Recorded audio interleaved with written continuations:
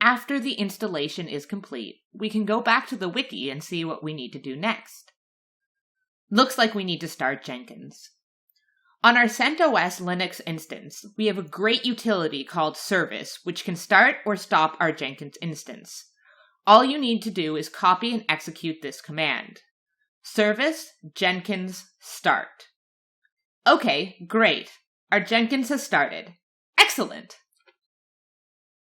Now obviously it will not be very convenient if you have to start Jenkins manually every time. It will be great if this service started automatically as our Linux system boots up. This next command achieves just that. Let's copy and execute this command. chk config Jenkins OK.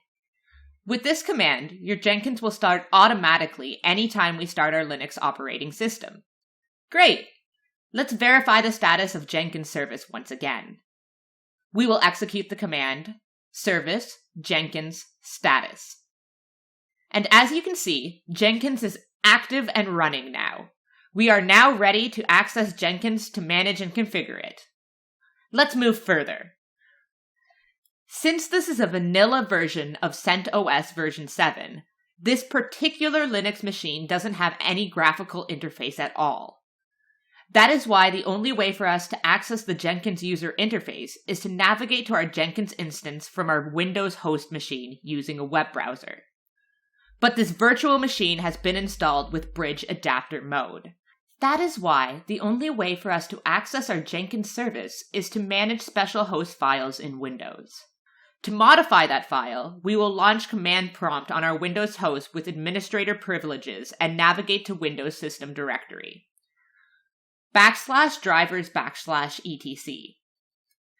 Here to edit our host file, we will open it up with Notepad. This host files helps the Windows system in DNS and IP resolution for our host. All we need is to get our IP address from our Linux machine and input it here in our host file. Also, to map this IP address, we need to get our host name from our Linux machine. We can get it by executing the command hostname, which in our case is jenkins.noodle.tetra, and also paste it here in our host file. Good. Now our Windows host can easily resolve the IP addresses for our Linux machine. Now, if we navigate to this URL, jenkins.noodle.tetra, in our browser window, it will direct us to the virtual machine. We will save and close our host file now. Great! Let's go to our browser and continue our configuration process. We will navigate to our Jenkins host name, with the default port for Jenkins, which is 8080. Okay, great. We are presented with this wizard for configuring our Jenkins instance. Because this is our fresh installation of Jenkins, in order to proceed further, we need to unlock it by supplying Jenkins administrator password.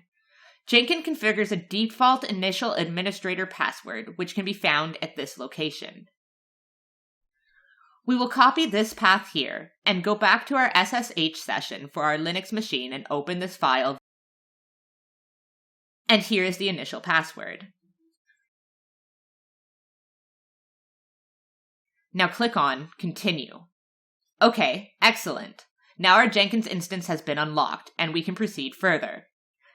Next, Jenkins is presenting us with two options for configuring our Jenkins instance. Install suggested plugins.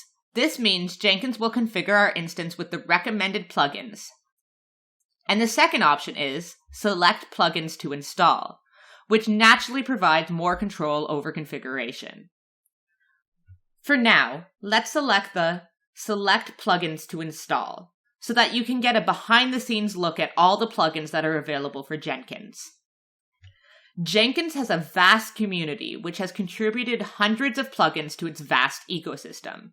As you can see, there are quite a few of them, and each one listed here has its own description. The selected plugins are the plugins which get installed when we select the Install Suggested Plugins option in the installation wizard. These are the most useful and popular plugins which Jenkins community have selected to be installed by default. These are the plugins we generally need to run necessary DevOps pipelines in typical environments. Of course, after installing these default plugins, we are free to install more plugins as per our requirements. We will focus on the most important and the most original plugins, which will be instrumental in running and using our Jenkins server effectively. Let's start with Dashboard View. Basically, all this plugin does is add visual diagrams to your jobs. For instance, if you have many jobs and they take a while to run, and you find it easier to visualize the process with some graphical statistic, then this dashboard view will provide that functionality to you. The most important plugin in the context of this course is the Pipeline plugin for continuous delivery. Pipeline plugin appeared in Jenkins version 1.5. At the very beginning, it was just a simple Groovy script which provided basic management for Jenkins jobs, but since that, it has matured into a much more useful plugin. The next plugin is Build Pipeline plugin. The plugin provides a graphical interface for managing pipelines. Let's select this plugin for our Jenkins install as well. Using this plugin, we will not need to write any codes or scripts to build our pipelines. With the help of this plugin, we can manage our jobs via the graphical interface it provides, which is much more user-friendly. Also, we need to install Copy Artifacts plugin, because only this plugin allows us to manage specific continuous integration and continuous delivery jobs. Source code management plugins are rather useful too. Here we select the plugin suitable for our respective source code management tools. In our case, we will use GitLab or GitHub. Maybe we will also use Bitbucket plugin. So let's select all these plugins.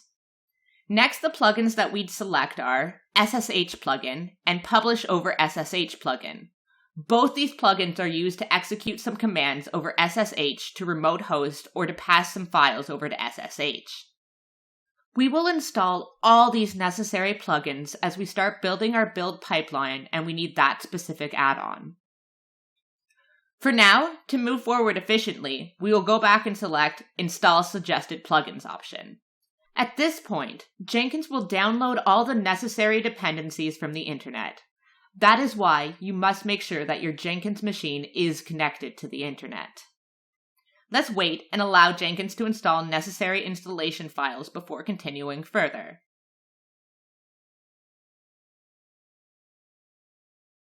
After the installation of all dependencies, our Jenkins instance is now ready.